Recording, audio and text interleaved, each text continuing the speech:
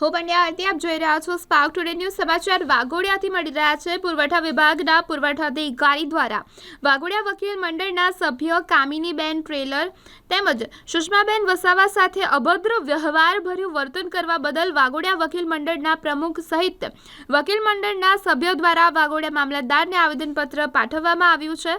વાઘોડિયા વકીલ મંડળના સભ્ય વકીલ કામિનીબેન ટ્રેલર વકીલ સુષ્માબેન વસાવા જેઓ મામલતદાર કચેરી ખાતે પુરવઠા વિભાગમાં રેશન કાર્ડની કામગીરીમાં તેમના અસીલને સમજ ન પડતા તેઓને સાથે ગયા। તે દરમિયાન નાયબ મામલતદાર પુરવઠા વિભાગ દ્વારા ના અમિતાબેન જાણી દ્વારા વકીલના અસીલ સામે વકીલ સાથે અભદ્ર વ્યવહાર કર્યા હોવાનું આવેદનપત્રમાં જણાવવામાં આવ્યું છે।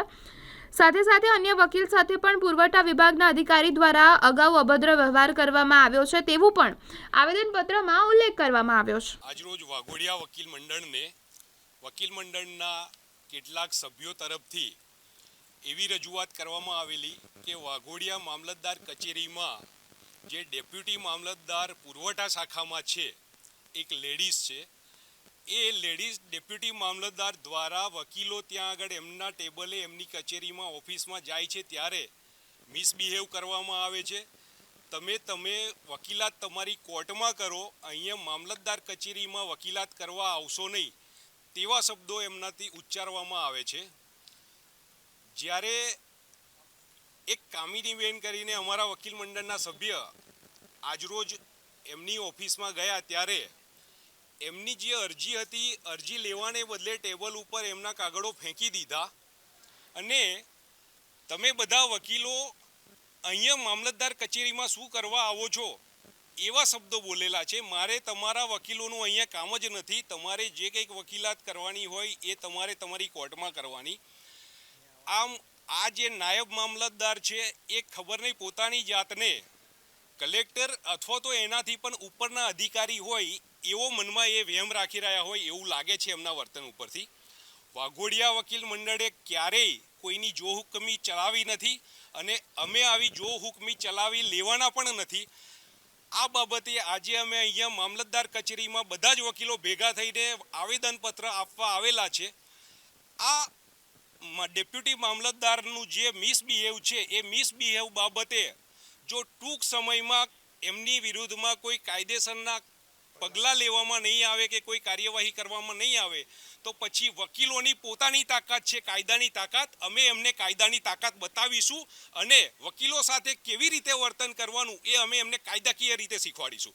બોલો વકીલ એકતા જિંદાબાદ। આજરોજ અમે વાઘોડિયા વકીલ મંડળના તમામ વકીલશ્રીઓ મામલતદારશ્રી કચેરીએ આવેદનપત્ર આપવામાં આવેલા છે।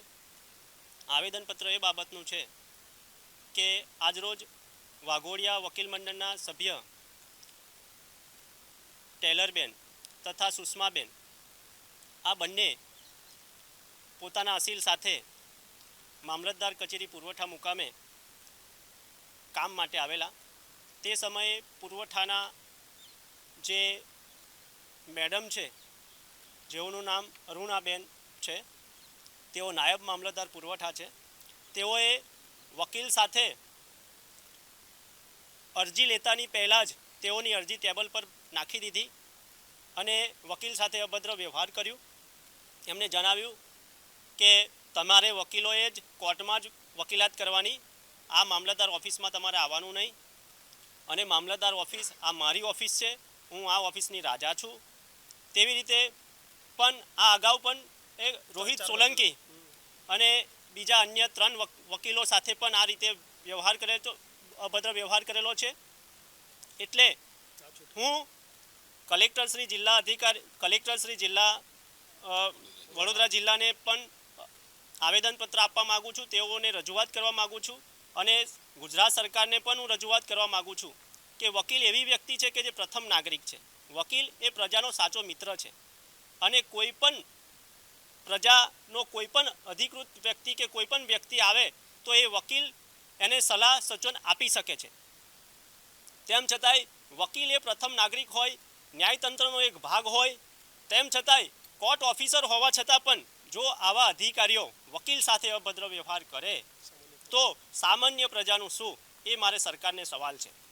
જેથી આ આવેદનપત્રને ધ્યાનમાં લઈ સરકાર તાબડતોબ નિર્ણય લે અને સરકાર તરતમાં તરત આવા જે અભદ્ર વ્યવહાર કરનાર અધિકારીઓ છે તેઓને કાયદાનું ભાન કરાવે અને તેઓને પણ સમજાવે કે તમે પ્રજાના સેવક છો, તમે પ્રજા પાસેથી મેળવીને તમે પગાર મેળવો છો, તમે પ્રજાના સેવક છો. તમારે દરેક વ્યક્તિને, વકીલ ઠીક છે પણ દરેક વ્યક્તિને વ્યવસ્થિત જવાબ આપવો અને વ્યવસ્થિત તેનું કામ કરવું. એટલા માટે થઈને વાઘોડિયા વકીલ મંડળના તમામ વકીલશ્રીઓ આજરોજ પોતાના અસીલોને તેમજ પોતાને વ્યવસ્થિત રીતે ન્યાય મળે એટલા માટે થઈને આ આવેદનપત્ર આપવાનું કારણ બનેલ છે. વકીલ એકતા જિંદાબાદ.